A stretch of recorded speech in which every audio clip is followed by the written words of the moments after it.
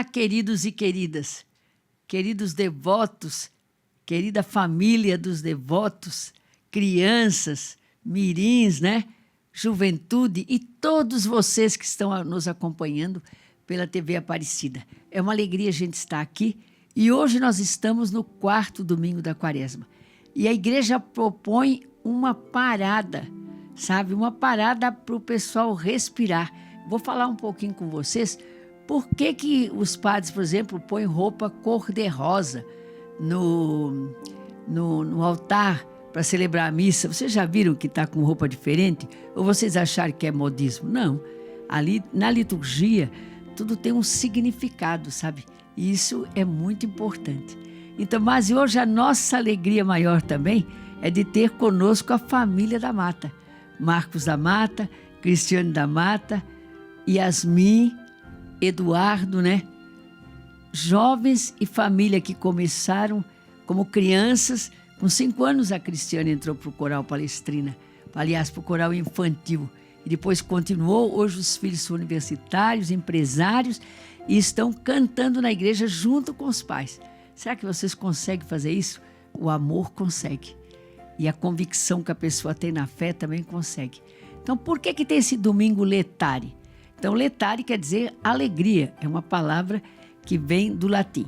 Então, na época que se começaram as grandes penitências, sabe, na Idade Média, Inquisição, na igreja, então, as pessoas, a igreja que determinava também o poder religioso, então tinha muito os pecadores públicos que tinham matado alguém, né? Aí aqui no Brasil já vai ter muita gente também por aí, né? Mas eles matavam alguém, ou estupravam, ou faziam um crime grande, eles recebiam uma penitência. Então colocavam cinza na cabeça, vestiam roupas grosseiras e faziam aquela penitência. Como eles já estavam 2 domingos assim fazendo essa penitência para voltar novamente à fé e à comunidade, então aí tinha esse domingo letare da alegria que dava uma folga para eles poderem descansar e assim também. Por isso que tem esse domingo e tem a roupa cor-de-rosa, as flores cor-de-rosa também, ou róseo, né, como vocês sabem. Então tem tudo isso aqui que a igreja coloca esse símbolo. É pena que vocês, os sacerdotes, senhores bispos, o comentarista quase não se usa explicar. Eu acho que o padre pode entrar, ou o leitor, quando for ler a leitura antes, falar por que nós estamos com outra cor do paramento. Sabe, pessoal? Para dizer que é uma leveza maior nessa pausa que os penitentes faziam e que todos nós também nos alegramos. Então, e a maior alegria, como eu já falei, é ter a família da Mata conosco. E agora nós vamos então cantar o canto Alegrai-vos. Vamos lá.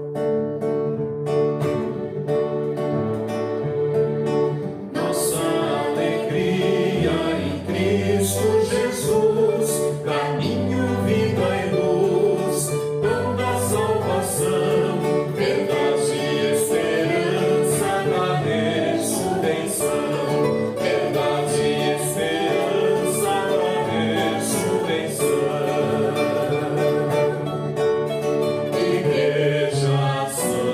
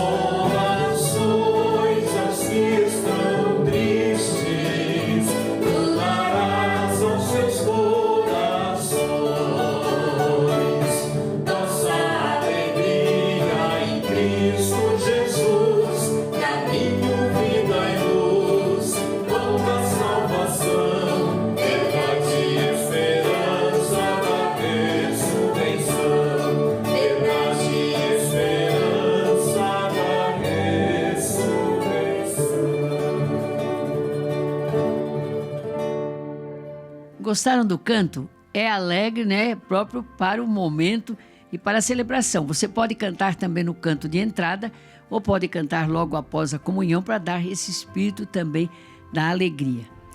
E também é composição do Marcos da Mata e da Cristiane da Mata. Queridos, o evangelho de hoje vai falar de um cego de nascença. Então Jesus estava passando lá por Jerusalém, nas vilas, e viu que havia uma pessoa cega. E ele falou: eu quero ver, eu quero enxergar. Jesus foi perto dele e falou: então você é o seguinte. Jesus olhou, pôs a mão nos olhos dele e fez primeiro, antes de colocar a mão nos olhos, ele fez lama com água e terra. Sabe, é muito significativo essa parte da gente fazer a graça através da natureza. Eu lembrei agora, já fazendo uma parêntese no Evangelho, do Frei Chico. O Frei Chico era um frei que morava no Vale do Jequitinhonha. Ele trabalhava com as ervas, com a cura das famílias, mas sempre tinha alguma coisa.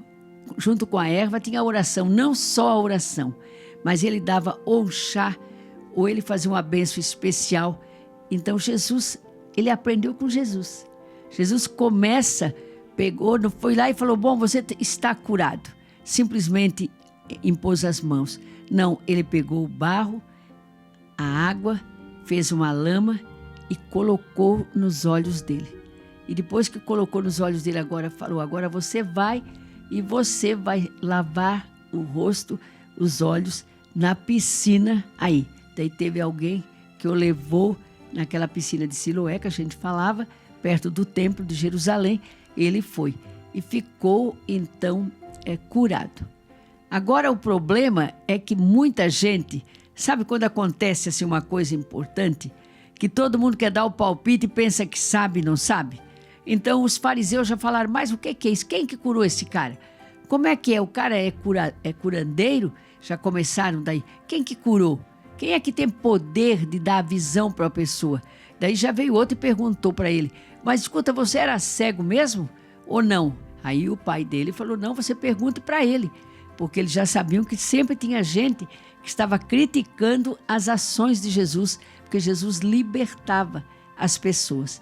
Então, o cego é esse aspecto da pessoa que fica curado, que louva o Senhor, mas que tem muita gente que se mete a dar palpite também, às vezes mesmo atualmente.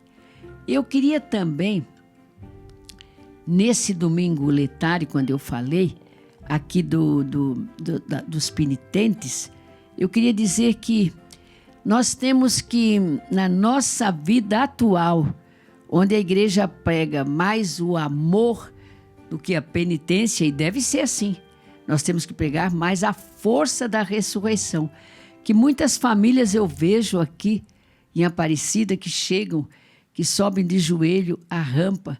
Eu acho que Deus não quer isso, não. Eu acho que nós temos que trocar lá em Apucarana, o Dom Romeu Alberti, que era um bispo assim, ele trocava, ele falava: você fez isso aqui, você vai machucar o seu joelho. E Deus não vai querer que você se machuque, nem que você sofra. Deus vai querer que você viva, que você seja feliz, que a sua fé seja uma fé firme. Então ele, por exemplo, criou uma paróquia que eles iam pagar a promessa. E depois também você pode visitar, por exemplo, doentes. Então às vezes você faz a promessa e faz só o sacrifício. Aquele sacrifício que às vezes não vai valer, porque Deus não quer o sofrimento. Deus quer a vida. Então nós precisamos viver mais essa vida. Está bem? Então vamos agora com mais um canto da família da Mata, né? Cristiane, Marcos, Yasmin e Eduardo. É uma alegria ter vocês com a gente.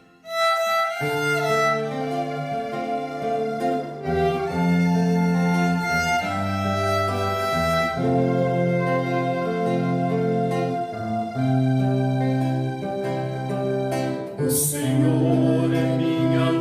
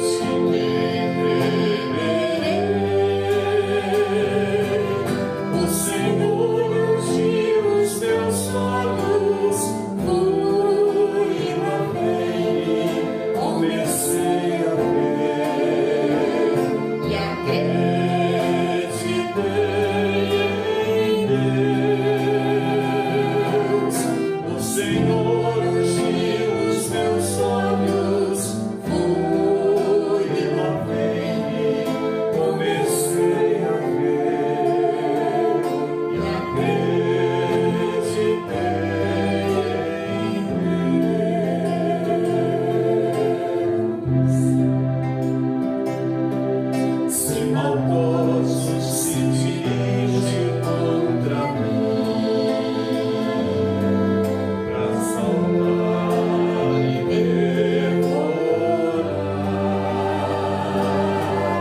Clamam ao chão, aos tropeços e em saída. Confiança em Deus eu serei. O Senhor ungiu os meus olhos, fui e lavei-me, comecei a ver e acreditei em Deus.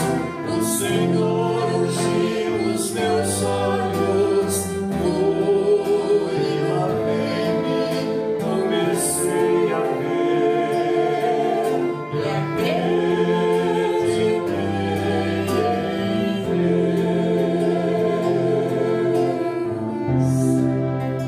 Deus. Vocês viram que canto bonito? Ele é próprio do Evangelho. Esses cantos sobre o Evangelho é um canto que é para unir a liturgia da palavra e da entrada, né, que a gente fala, à comunhão. Então, por exemplo, a liturgia da palavra vai falar o tempo todo sobre o Evangelho, sobre as leituras, né, o Salmo, e depois, então, o povo vai para a oração eucarística, a consagração, né, a oração eucarística. Então, o que é que a liturgia pede? Que a gente, na hora da comunhão, cante um canto que lembre, que celebre também a palavra. Então, aqui que entra o canto, né, do Evangelho tão bonito que vocês viram aí. Então, gente, que esse domingo da alegria seja alegria para nós.